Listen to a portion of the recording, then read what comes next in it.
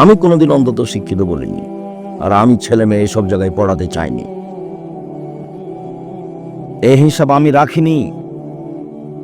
আপনি কেন রাখছেন, কি পয়সা ইনকাম করছেন, কি বুঝাতে চাচ্ছেন নিজের অর্থ সম্পদ দিয়ে, তা আমার বুঝের বাইরে। আমি এ পাতা বুঝতেও চাইনি, এ পাতা পড়তেও চাইনি, এ পাতা আমি ছিঁড়ে ফেলেছি। আর আপনি আলোচক, আপনাকে তো আমি খুব ভালোভাবে জানি। এভাবে ফুল দিয়ে সাজিয়েছেন, এটা বাসর ঘর নাকি? এখানে বউ আসবে? এখানে স্বামী বউ আসবে নাকি? সম্মানিত দিনী ভাই বোন, বলছিলাম পাপ যত আছে দুনিয়াতে, তবে সুদের পাপের যেটা ভাষা, এরকম ভাষা পৃথিবীতে কোনো পাপের নেই। রাসূল সাল্লাল্লাহু আলাইহি সাল্লাম বলছেন, মায়াকুলু দিরহামু রিবাহু আলাম আসাদ্দু মিন সিত্তাতি ওয়া সালাসিনা জিনিয়া। কেউ যদি জেনে শুনে 1 টাকা সুদ খায়, 36 বার জেনা করে যত পাপ হবে, 1 টাকা সুদ খেলে তার চেয়ে বেশি পাপ হবে। এমন কোনো পাপ দুনিয়াতে নেই যেই পাপ করলে 36 বার জেনা করার চেয়ে বেশি হবে। এরকম পাপ জগতে নেই, পৃথিবীতে নেই। আদম থেকে নেই কিয়ামত পর্যন্ত কোনো পাপের ঘোষণা এরকম নেই। রাসূল সাল্লাল্লাহু আলাইহি ওয়াসাল্লাম বলছেন, আর রিবা সাবুনা জুজান আইসারান কারজুল উম্মাহু। সুদের পাপের 70টা ভাগ রয়েছে, ছোট থেকে বড়, বড় থেকে ছোট।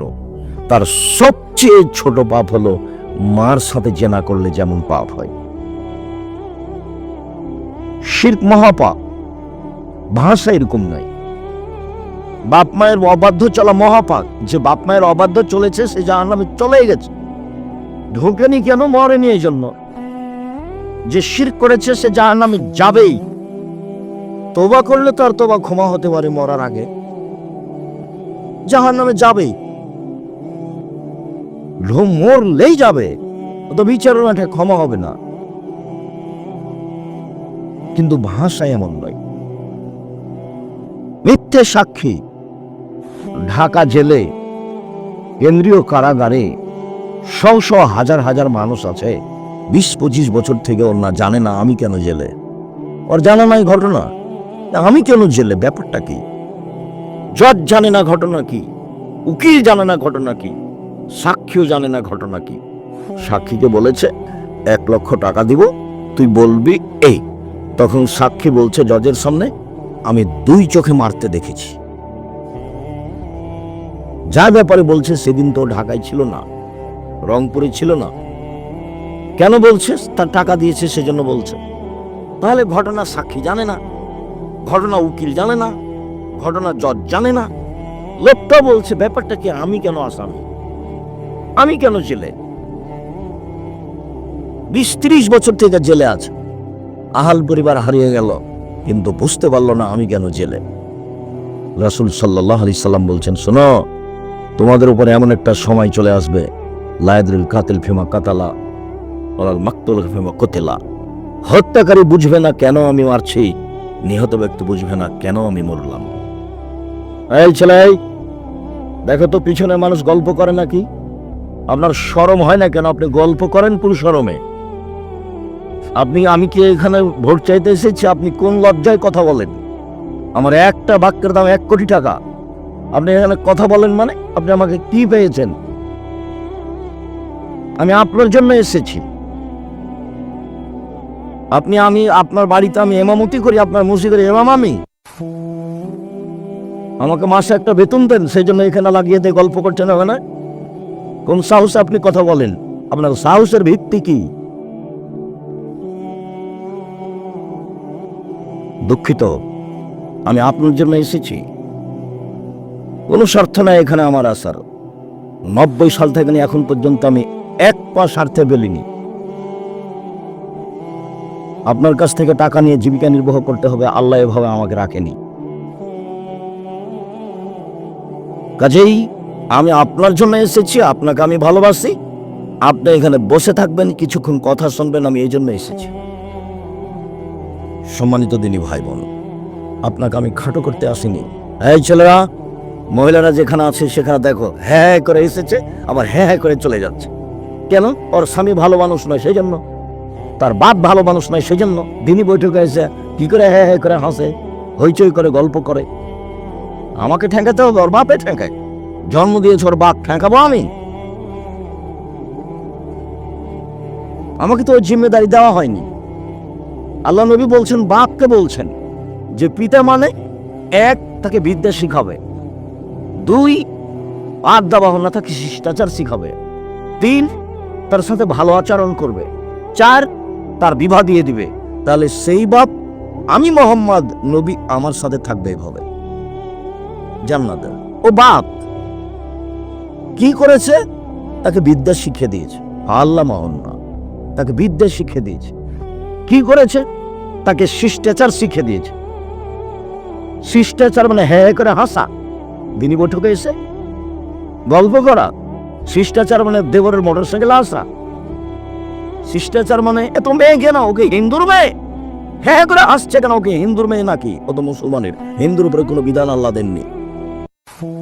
মুহাম্মদ সাল্লাল্লাহু আলাইহি সাল্লাম বলছেন, বাপ মেয়েকে শিখিয়ে দিবে, শিষ্টাচার শিখিয়ে দিবে। শিষ্টাচার কাকে বলে? ল্যাংটা হয়ে চলার নাম শিষ্টাচার, পেট শার্ট প্যান্ট পরে চলার নাম শিষ্টাচার, কপালে টিপ দেওয়ার নাম শিষ্টাচার, সামনের চুল ছোট করে চলার নাম শিষ্টাচার, নখ বড় করে চলার নাম শিষ্টাচার, ফ্যাশন বোরখা পরে চলার নাম শিষ্টাচার, ভ্যানিটি ব্যাগ হাতে করে বাজার যাওয়ার নাম শিষ্টাচার। ওর দেবর মরেছে, ওর ভাসুর মরেছে, ওর বাপ মরে গেছে, ওর শ্বশুর মরে গেছে, ওর বোনের ছেলে মরে গেছে, ওর ভাইয়ের ছেলে মরে গেছে, বংশে কেউ নাই, ও কেন বাজারে যাবে? ও কেন বাজারে যাবে? ওই যে মহিলা মানুষও বাজারে যাবে কেন?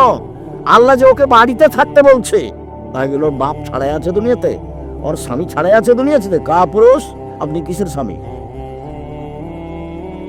আল্লাহ বলছেন রাসূল সাল্লাল্লাহু আলাইহি ওয়াসাল্লাম বিদায় হজে, ইতির মানুষ অত্তকুল্লাহ ফিন নিসায়ে, মহিলাদের ব্যাপারে ভয় করো। আল্লাহর আমানতে তাকে বিবাহ করেছ, মানে আল্লাহর পক্ষ থেকে তুমি তাকে নিরাপদে রাখবা, এই জিম্মেদারি নিয়েছ। দুই, আল্লাহর পক্ষ থেকে আল্লাহর কালেমা, কোরআন মাজিদের আয়াত তেলাওয়াত করে তোমার বিবাহ পড়ানো হয়েছে। তিন, রিজকুহুন্না ও কিসওয়াতুহুন্না লাক, তোমাকে রুজি দেওয়ার ব্যবস্থা করতে হবে, তাকে পোশাক পাতির ব্যবস্থা তোমাকে করতে হবে। আল্লাহর আদেশে তুমি তাকে নিরাপত্তা দিয়েছো, তো বাজারে ঘুরে বেড়ানোর নিরাপত্তা? আসকারা মাস্কারা নাকে মুখে লাগিয়ে পতিতালয়ের মহিলা সেজে ওই ভ্যানে চড়ে চলে যাচ্ছে, রিক্সায় চড়ে, ও রিক্সাওয়ালার স্বামী ওইভাবে সাজগোজ করে চলে যাচ্ছে, রিক্সাওয়ালার স্বামী নাকি? গাড়ির লোক কি ওর স্বামী? এইভাবে ও সাজগোজ করে চলে যাচ্ছে কেন? ওর বাপ নাই? শিষ্টাচার কাকে বলে? দুঃখিত, আমি আপনাকে কষ্ট দিতে আসিনি। কথা যদি আমি প্রমাণ করতে না পারি, আমি জাতির সামনে কথা বলবো না। আমি যদি কথা প্রমাণ করতে না পারি, আমি জাতির সামনে কথা বলবো না। শিষ্টাচার কাকে বলে? আপনি বলেন যে এটাই শিষ্টাচার?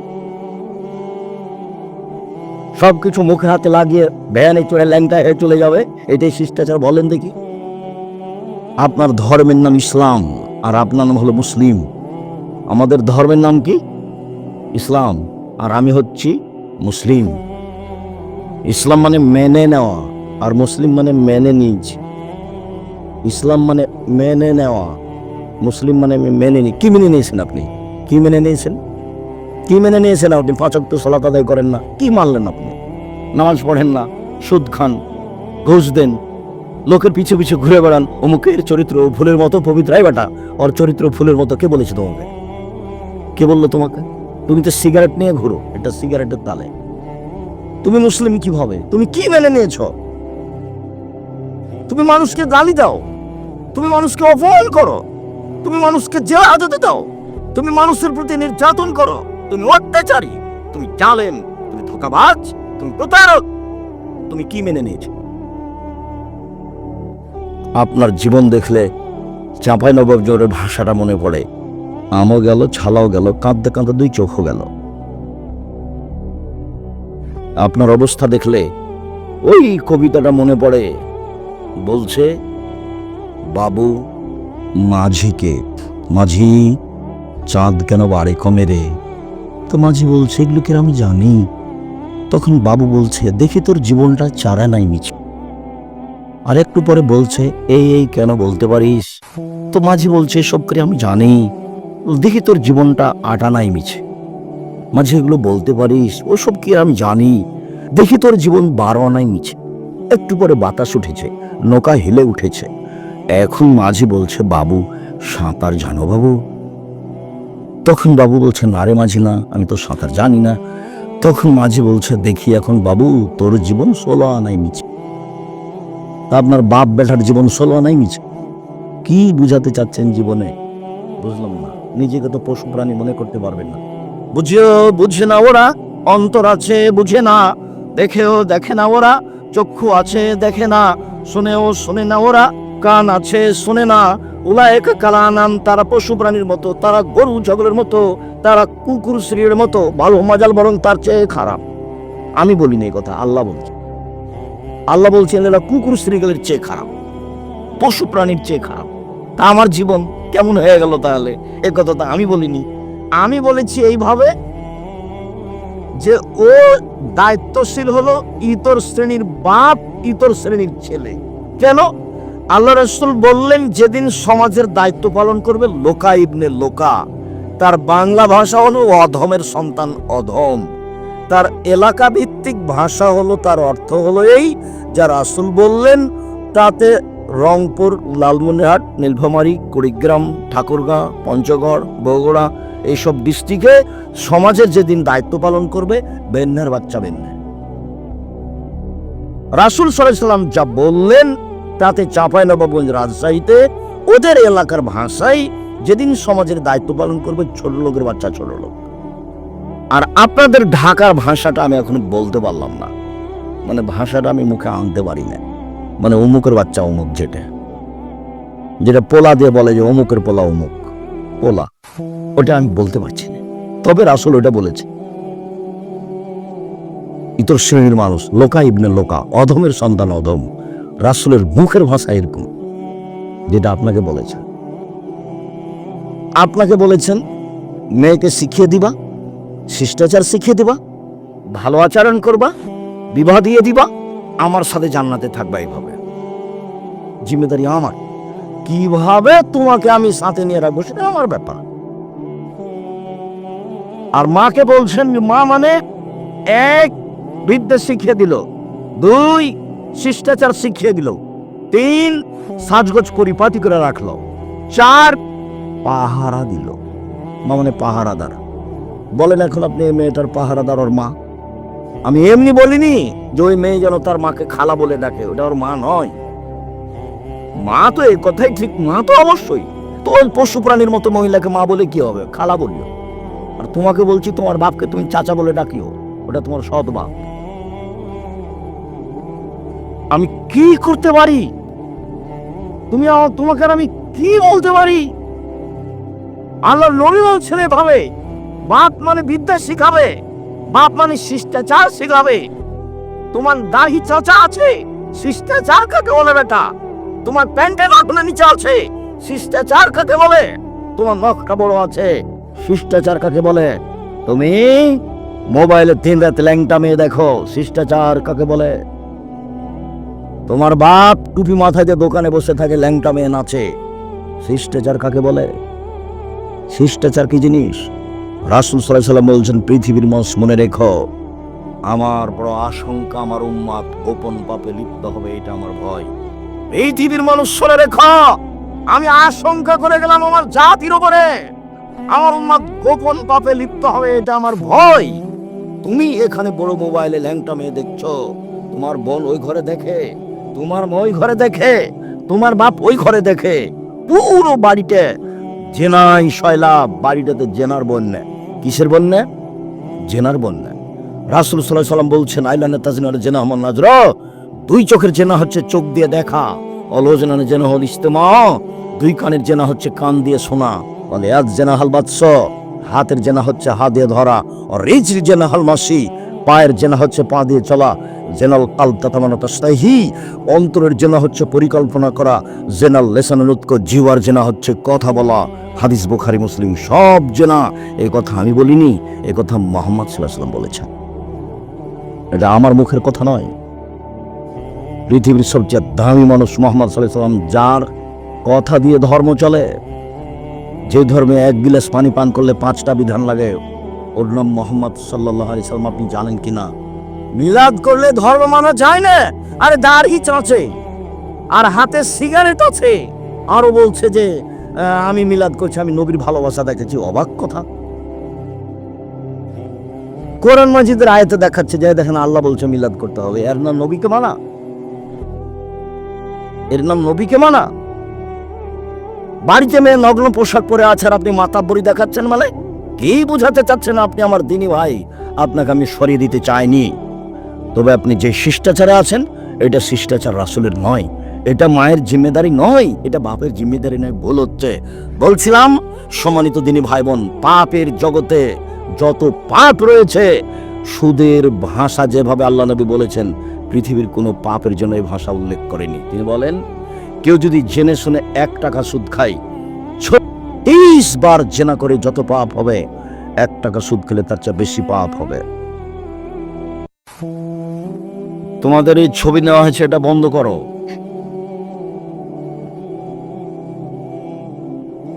আমি দুঃখিত, এমন কোনো বড় উদ্দেশ্য নাই এখানে। এখানে এমন কোনো বিশাল প্রতিষ্ঠান যার লক্ষ্য ওটা আছে। টাকা এখানে ইনকাম করে কি করতে চাচ্ছেন? জামিয়া সালাফে 5000 ছেলে মেয়ে পড়াশোনা করে। কতটি? 5000। দেশ বিদেশের শিক্ষক শিক্ষিকা 300 জন আছে। মাসে 40 লাখ টাকা বেতন লাগে। কত লাখ টাকা? 40 লাখ টাকা মাসে বেতন লাগে। তারপরে এই ব্যবস্থা বক্তব্য চলাকালীন কেউ করতে পারবে না। 40 লাখ টাকা মাসে বেতন লাগে। যেটা আপনার বাড়ির পাশে আছে কাঞ্চন ব্রিজ রূপগঞ্জে, ওটা 100 বিঘা জমির উপরে। 100 বিঘা জমির উপরে। যেটা রাজশাহীতে আছে সেটা 50 বিঘা জমির উপরে। রাজশাহীতে যেটা মেয়েদের সেটা 70 বিঘা জমির উপরে। যেটা দিনাজপুরে আছে সেটা প্রায় 20 বিঘা জমির উপরে। বরিশালে চলে শহরে, চট্টগ্রামে আরম্ভ হচ্ছে শহরে জামিয়া সালাফিয়া। এরকম আমি দেখিনি কোনোদিন। আমি ফুল দিয়ে সাজিয়ে স্টেজ সাজাইনি কোনোদিন। আমি মানুষ, আমি ভুলের ঊর্ধ্বে কথা নয়, থাকতে পারে কোথাও। আমি জেনে শুনে সজ্ঞানে করতে রাজি নই। আর সাল্লাল্লাহু সাইয়্যিদানা দিয়া লা ইলাহা ইল্লাল্লাহ দিয়ে জান্নাত পাওয়া যাবে না। লা ইলাহা ইল্লাল্লাহ কেটে যাবে। লা ইলাহা ইল্লাল্লাহ, আমি সাক্ষ্য দিচ্ছি আল্লাহ ছাড়া কোনো মাবুদ নেই। আমি সাক্ষ্য দিচ্ছি আল্লাহ ছাড়া কোনো মাবুদ নেই, মানে জন্ম দিবস নেই, মৃত্যু দিবস নেই, কবরে সিজদা করা নেই, শহীদ মিনার নেই।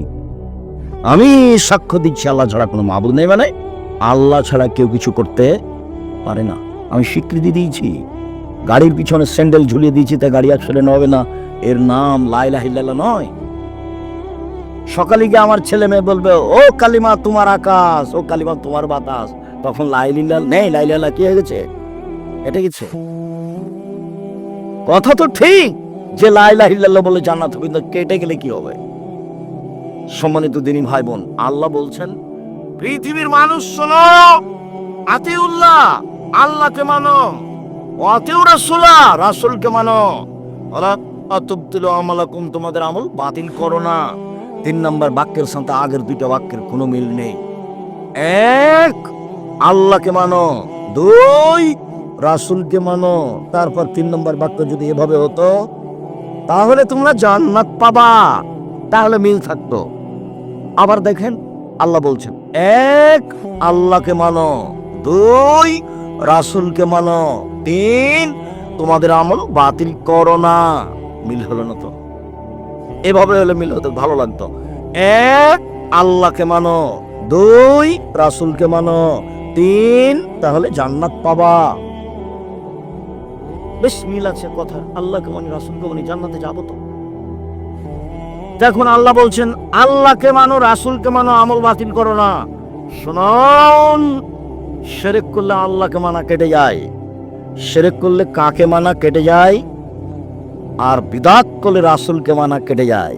তখন আপনার আমল বাতিল হবেই। জুব্বা যত বড় হোক না কেন, আলখেলা যত বড় হোক না কেন, পাগড়ি যত বড় হোক না কেন, তখন আর রক্ষা হবে না, ইবাদত কেটে গেছে। শিরক করলে অতীতের নেকি নষ্ট হয়ে যায়, আল্লাহকে অপমান করা হয়। শিরক বুঝেন না, চাঁপাইনবাবগঞ্জের মানুষ আমরা। আমাদের মা চাচিরা বলে, জামা কলা খাস না, জামা কলা খায় না বেটা, জামা কলা খেলে যমজ সন্তান হবে। তো যমজ সন্তান কে দিতে পারে? তা আমার মা চাচিরা দেশের মহিলারা বলছে কলাও পারে। এরই নাম শিরক, এরই নাম শিরক। গাড়িটা যাবে দেশ ট্রাভেলস রাজশাহী, সূর্য ডুবার সন্ধ্যা গাড়িতে আলো। ইন্না লিল্লাহ। আপনি এখন আলো দিলেন কেন? মালিকে বলেছে সূর্য ডুবলে আলো দিতে হবে। আরে সূর্য ডুবলে বাড়িতে আলো জ্বালাতে হবে, তো হিন্দুদের নীতি। আপনি আগে দিলেন না কেন, একটু পরে দেন না? বলছে আজকে জন্মদিবস, নাকি মাস্টার ডিগ্রি পাস মানুষ, আর বউ নাকি মাস্টার ডিগ্রি পাস মহিলা। বলছে আমার ছেলের জন্মদিবস আজকে কিছু পিঠা পুরি করি। এও যদি শিক্ষিত হয় তাহলে অশিক্ষিতাকে, বর্ণকে, বর্ণকে, অসভ্যকে, এই হলো অসভ্য, এই হলো বন্য, এই হলো বর্বর। ও শিক্ষিত মেয়ে নয়, ও বন্য, ও বর্বর, ও অসভ্য, ওকে কবর দিতে এসেছি। যে শিক্ষিতা বলতে আসেনি। তুমি দাঁড়িয়ে বলো না আমার মা শিক্ষিতা। কেন তোমার মা শিক্ষিতা? তোমাকে আমি দেখে ছেড়ে দেবো, তোমাকে আমি অস্বীকৃতি করবো। আমি মুসলমান নই, তারপরে কোনো কথা। তুমি যদি বলো আমি মুসলিম, তাহলে তোমার মা শিক্ষিত নয়, এটা তোমাকে বলতে হবে বাধ্য। ইসলাম মানে জানা, সব কিছু একটা মানুষের কথা দিয়ে চলে। আমি এখন কথা বলবো, তো বলতে হবে আসসালামু আলাইকুম, তারপরে কথা শুরু করতে হবে। আগেই যদি কিছুক্ষণ কথা বলি, তারপরে যদি বলি আসসালামু আলাইকুম, তাহলে আমি রাসূলের পদ্ধতি থেকে সরে গেছি, আমি মুসলিম নই। ধর্ম বিছানায় শুলে ডান কাঁধে শুইতে হয়, দোয়া পড়তে হয়, তার নাম ইসলাম। রাতের যদি ঘুম দেখে, স্বপ্ন যদি দেখে, ঘুমে যদি খারাপ লাগে, ঘুম ভাঙলে শার্ট পরিবর্তন করতে হবে, তার নাম ইসলাম। বাম দিকে 3 বার থুতু ফেলতে হবে, তার নাম ইসলাম। নাউজুবিল্লাহ মিন জালিক বলতে হবে, তার নাম ইসলাম। ওযু করে 2 রাকাত সালাত আদায় করতে হবে, তার নাম ইসলাম। স্বপ্ন যদি খুব ভালো লাগে কাউকে বলা যায়, স্বপ্ন যদি খারাপ লাগে বলতে হবে না কাউকে, তার নাম ইসলাম। পশু প্রাণীর মতো ছেলে মেয়ে মানুষ করলেন, ছেলেটার প্যান্টটা টাকনোর নিচে আছে, বলেন আমি জবাব দিব? আপনি দিবেন, আপনার বউ দিবে। ওকে বউ রেখেছেন কেন? ওকে তালাক দিয়ে দেন। ও তো বউ নয়, ও তো হস্তিনী মহিলা। ধর্মকর্ম বুঝে না। বাচ্চার পায়জামাটা কেমন হয় সেটা তার জানা নাই। ঘং ঘং করে বাজার চলে গেছে ফ্যাশন বোরকা পরে, এটা ভ্যানিটি ব্যাগ নিয়ে, যে একটা কিনে নিয়ে এসেছে, ওই বাটি, তরকারির বাটি, সেটা হলো রুই মাছ। একটা আয়না কিনেছে, সেটা কাতল মাছ। ছেলের একটা পট কিনেছে, সেটা হলো ঘোড়া। বলেন এই মহিলা, এ আপনার বউ, এ মুসলিম? ছি, থু। সংসার কি? কি দিয়ে সংসার করবেন? কোনটা হতে পারে? কিভাবে হতে পারে? এ বাড়িতে ফেরেশতা ঢোকে না, এই ঘরে ফেরেশতা ঢোকে না। আপনার বউ পুতুল কিনে বাড়িতে ভর্তি করে রেখেছে। সম্মানিত দিনী ভাই বোন, কি বলতে পারি আমি? রাসূল সাল্লাল্লাহু আলাইহি সাল্লাম বলেন, মা ইয়াকুলু দিরহাম রিবাহু ইয়ালাম আসাদ বিন সিত্তাতে ও সালাসিনা জিনিয়া। কেউ যদি জেনে শুনে 1 টাকা সুদ খায়, 36 বার জেনা করে যত পাপ হবে, 1 টাকা সুদ খেলে তার চেয়ে বেশি পাপ হবে। তিনি বলেন সুদের পাপের 70টি ভাগ রয়েছে, তার সবচেয়ে ছোট ভাগ হলো মার সাথে জেনা করলে যেমন পাপ হয়। তিনি বলেন আল বিক্র বিল বিক্রি জিলদু মিয়াত তাগরিব সানা। অবিবাহিত ছেলে মেয়ে যদি জেনা করে, তাহলে তাকে 100 লাঠি পিটিয়ে 1 বছরের জন্য এলাকা থেকে তাড়িয়ে দিতে হবে। তিনি বলেন আসসাবাবি সাবাল রাজমি। বিবাহিত ছেলে মেয়ে জেনা করলে তাকে ইট ঢেল পাথর দিয়ে মেরে মেরে মেরে ফেলতে হবে, তার নাম জেনা। যারা বিবাহ করার পরে জেনা করেছে, তার বেঁচে থাকার কোনো সুযোগ নেই, ও বেঁচে থাকার সুযোগ হারিয়ে দিয়েছে, তার নাম জেনা। আল্লাহ রাসূল বলছেন কে যদি 1 টাকা সুদ খায়, 36 বার জেনা করে যত পাবে তার চেয়ে বেশি হবে। আপনার স্ত্রী কিস্তি তোলে, আপনিও কিস্তি তোলেন। আপনার স্ত্রীকে বাধ্য করেছেন সিগনেচার করতে, আপনি লোন উঠাবেন সেই জন্য। কিভাবে আপনার সংসার চলছে? রাসূল সাল্লাল্লাহু আলাইহি সাল্লাম প্রত্যেকদিন সালাম ফিরার পূর্বে বলতেন আল্লাহু নাউযু বিকা মিনাল মাসামিল মাগরাম। তোমার কাছে বাঁচতে চাই বড় পাপ হতে, তোমার কাছে বাঁচতে চাই ঋণ কর্জ হতে, তোমার কাছে বাঁচতে চাই বড় পাপ হতে, তোমার কাছে বাঁচতে চাই ঋণ কর্জ হতে। এই কথা রাসূল সাল্লাল্লাহু আলাইহি ওয়াসাল্লাম সালাম ফেরার পূর্বে বলতেন সালাতে। আর আপনি লক্ষ লক্ষ টাকা লোন নিয়ে বাড়ি বানালেন এভাবে। যার ঋণ আছে তার জানাজাই নেই, আপনার জানাজা হবে না। হুজুর সাহেবকে 5,000 টাকা দিয়েছেন, জানাজা করে দিয়েছে, আমি কি করতে পারি বলেন? রাসূল বলছেন ওর জানাজা নেই, কেন? হুজুর করিয়ে দিয়েছে। হুজুর তো ধর্মের নামে কি গান বলে সেটা তো আপনার জানা আছে। আমি বলেছি 95% জন বক্তা মিথ্যু। 90 সাল থেকে বলছি আপনি তদন্ত করেন। সম্মানিত দিনী ভাই, আপনি তদন্ত করেন না। এ দেখেন, দেখি কোরআন মাজিদের গায়ে যদি মিথ্যা কথা থাকে, এ দেখেন 3 লাইনের দোয়া, মিথ্যা কথা। 90 সাল থেকে বলছি, তাহলে কতদিন থেকে বলছি ভাইজান? মানে 35 বছর থেকে। 35 বছর থেকে এক পাতা দোয়া, দেখেন দোয়াও খাতমিল কোরআন, একটা বাক্য রাসূলের নাই। কোরআন মাজিদে যদি মানুষ ধর্মের নামে মিথ্যা কথা লিখে দিয়ে থাকতে পারে, তাহলে ধর্মের নামে হুজুর মিথ্যা কথা বলতে পারে, স্বাভাবিক। আপনার বক্তার বক্তব্যকে তো আমি মনে করেছি পুঁথিগান। 6 মাসের রাস্তা মর্দ 6 দিনে গেল, ঘোড়ায় চড়িয়া মর্দ হাঁটিয়া চলিল, তার নাম পুঁথিগান। ফাতেমা কান্দিয়া কয় আজ বুঝি হোসাইন কারবালাতে শহীদ হয়। ফাতেমা কান্দিয়া কয় আজ বুঝি হোসাইন কারবালাতে শহীদ হয়। যেদিন হোসাইন ইরাকের মাটিতে কারবালার মাঠে শহীদ হন, তার 49 বছর আগে ফাতেমা মারা গেছে। 49 বছর আগে। কিভাবে ফাতেমা বলবেন? ফাতেমা কান্দিয়া কয় আজ বুঝি হোসাইন কারবালাতে শহীদ হয়। আপনার হুজুরের বক্তব্যে এটা মনে করেছি যে এরকম। আপনি মনে কষ্ট নিয়েন না, আমি আব্দুর রাজ্জাক দিনী স্বপ্নে কষ্ট দিতে আসছি না, আপনি আমার দিনী ভাই। বইয়ের পাতাতে হেডলাইনে লেখা আছে অবিবাহিত ছেলেমেয়ের পড়া নিষেধ। হেডলাইন কি? অবিবাহিত ছেলেমেয়ের পড়া নিষেধ। যে দেখে সেই পড়ে, যে দেখে সেই পড়ে, যে দেখে সেই পড়ে। হেডলাইনই ভুল। আমি মনে করছি দেখি কি লেখা আছে, একটু পড়েই দেখি। তখন বিবাহের পরে তো এখন বলছে ভরা পেটে স্ত্রী মিলন হলে ছেলে টেরা হয়, সফরের পূর্বে স্ত্রী মিলন হলে ছেলে কানা হয়, চন্দ্র সূর্য গ্রহণের সময় স্ত্রী মিলন হলে ছেলে ল্যাংড়া হয়। কি বলি আপনাকে, হেডলাইনের শুরু থেকে না শেষ পর্যন্ত একটাও রাসূলের কথা নয়, সরাসরি কোরআন মাজিদের বিপরীত। কোরআন মাজিদে আল্লাহ বলছেন নিসাউকুম হারফুল লাকুম ফাতু হারসাকুম আন্না শাইতুম। পৃথিবীর মানুষ তোমাদের স্ত্রী তোমাদের জমি, পৃথিবীর মানুষ তোমাদের স্ত্রী তোমাদের ক্ষেত, তোমরা তোমাদের খেতে আসো তোমাদের ইচ্ছা মতো। সকালেই কি, বিকেলেই কি, দুপুরেই কি, ভরা পেটে কি, চন্দ্র সূর্য গ্রহণ লাগলে কি আর না লাগলে কি। উনি কেন এভাবে কলম ধরবেন? কেন ধরবেন? তুমি বই সংশোধন করো। তুমি তো দিন রাত তার সুপ্রশংসা করছো। ওই ছেলেটা যেমন না বুঝে বলছে মুখের চরিত্র ফুলের মতো পবিত্র, তো তুমিও দিন রাত তার প্রশংসা করছো। বই সংশোধন করো। যদি কথা রাসূলের হায় রেখে দাও, জাতির সামনে বলো, জাতির সামনে আমি বলছি এই বইয়ে যা কথা লেখা আছে তা সত্য, বলো না কেন? বলো। আর যদি না বলতে পারো, বই সংশোধন করো। তোমার তো ভালোবাসার মানুষ, তোমার ভালোবাসার মানুষ বন্যায় ভেসে যাক আমি চাইনি। তোমার ভালোবাসার মানুষ জাহান্নামে চলে যাক এটা আমি চাইনি। বই সংশোধন করে আমি চাচ্ছি। তুমি বলো কোরআন মাজিদের গায়ে যেটা লেখা আছে এভাবে বলবা।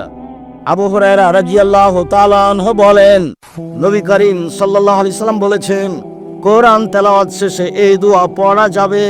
আবু দাউদ হাদিস সহিহ। তুমি একটু বলো না, বললেই তো হয়। তুমি জাতির সামনে বলো, সাহস থাকলে বলো না। আমি তো 35 বছর থেকে বলে আসছি সাদ্দাদের কাহিনী মিথ্যা। কার কাহিনী মিথ্যা? সাদ্দাদের কাহিনী মিথ্যা। সাদ্দাদের কাহিনী কোথায় আছে লেখকও জানে না, বক্তাও জানে না।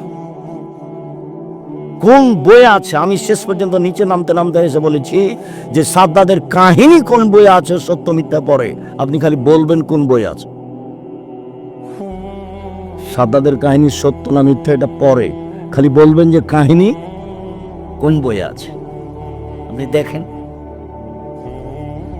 বিজ্ঞান না কোরআন বইয়ে আছে, বিজ্ঞান না কোরআন বইয়ে আছে। তো উনি কোথা থেকে নোট করেছেন সেটা দেখো, তাহলে তো বুঝতে পারবে ধর্ম কেমন হয়ে আছে।